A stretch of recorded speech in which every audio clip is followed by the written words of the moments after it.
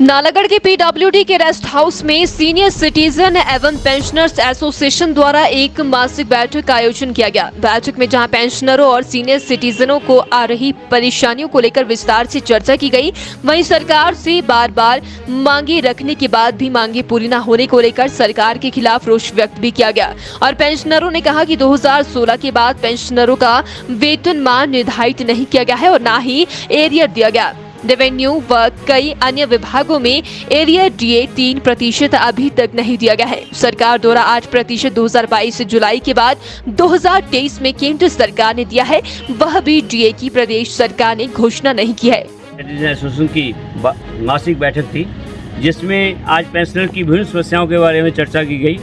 सबसे ज़्यादा पेंशनर में रोष पाया जा रहा है कि 2016 के बाद जो पेंशनर रिटायर हुए हैं उनके ना तो वेतनमान पूर्ण निर्धारित किए गए हैं, ना ही उनका एरियर दिया गया है। इवन कुछ महकमों में जैसे कि रेवेन्यू डिपार्टमेंट है और दूसरे कई महकमे हैं जहां पर पेंशनर्स को जो एरियर जो डीए मिला है अभी 3%, उसकी किस्त भी इस वेतन में नहीं, पेंशन में नहीं लगी है। इसके साथ जो 3% एरियर है वो भी नहीं दिया गया है। और पेंशनर में इस बात पर भी रोष है कि सरकार के द्वारा जो हमें 8% डीए जो कि 2022 के जो जुलाई के बाद से और 2023 जनवरी से जो सेंट्रल गवर्नमेंट ने दिया है वो भी डीए पेंशनर्स को अभी तक हमारी सरकार ने अनाउंस नहीं किया है।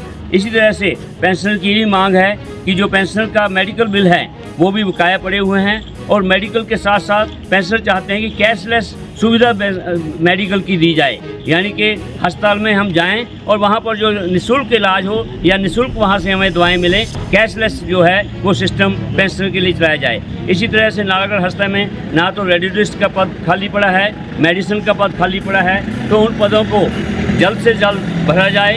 इसी तरह से नालागढ़ में जो सड़कें हैं उसकी बहुत दुर्दशा है। नालागढ़ बद्दी रोड जो है वो हर रोज़ वहाँ दुर्घटनाएं हो रही हैं। नालागढ़ से जो दूसरी सड़कें हैं वो भी बीबीएन में सड़कों का बुरा हाल है। आवारा पशु और जो जानवर है वो भी यहाँ हर रोज़ नुकसान कर रहे हैं। तो नालागढ़ पेंशनर व सिटीजन एसोसिएशन मांग करती है कि नालागढ़ की तरफ ध्यान दिया जाए, यहाँ स्वास्थ्य सेवाओं का जो सुधार किया जाए और जो पेंशनर्स व सीनियर सिटीजन के लिए हमारी मांग है कि यहाँ कोई रिक्रिएशन रूम बने, कोई यहाँ पर कोई ऐसा कमरा मिले जहाँ फिजियोथेरेपी की बात हो सके।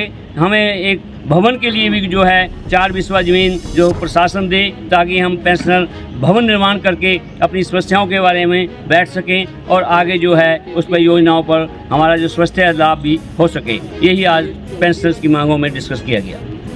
Thank you.